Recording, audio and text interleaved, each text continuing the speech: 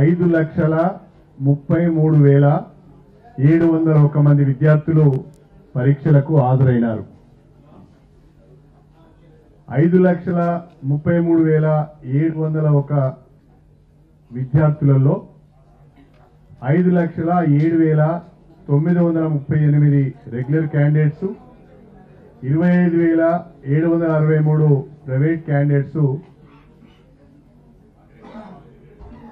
ఈ పరీక్షకు హాజరవడం జరిగింది. ఇందులో రెగ్యులర్ క్యాండిడేట్స్ లో పాస్ పర్సంటేజ్ వచ్చి ఈ సంవత్సరం 84.15%.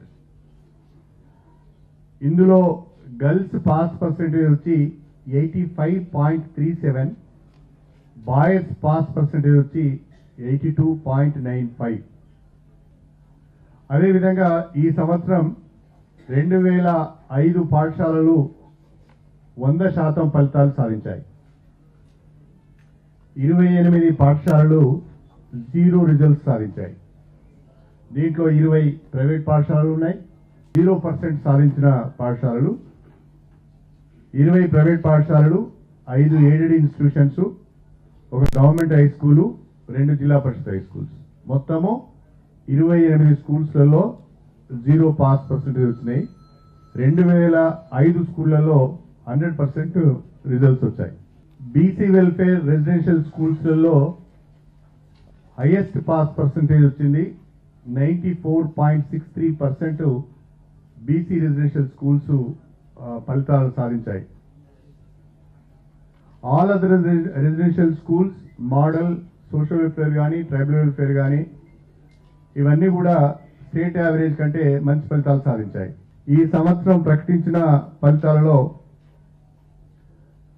జగిత్యాల జిల్లా మొదటి స్థానంలో వచ్చింది. 97.35% తోని జగిత్యాల జిల్లా మొదటి స్థానంలో వచ్చింది. కరీంనగర్ రెండవ స్థానంలో 93.73% వచ్చింది. జనగామ మూడవ స్థానంలో 93.56% వచ్చింది. అతి తక్కువ ఫలితాలు సాధించిన జిల్లా వనపర్తి జిల్లా 64.81% వచ్చింది.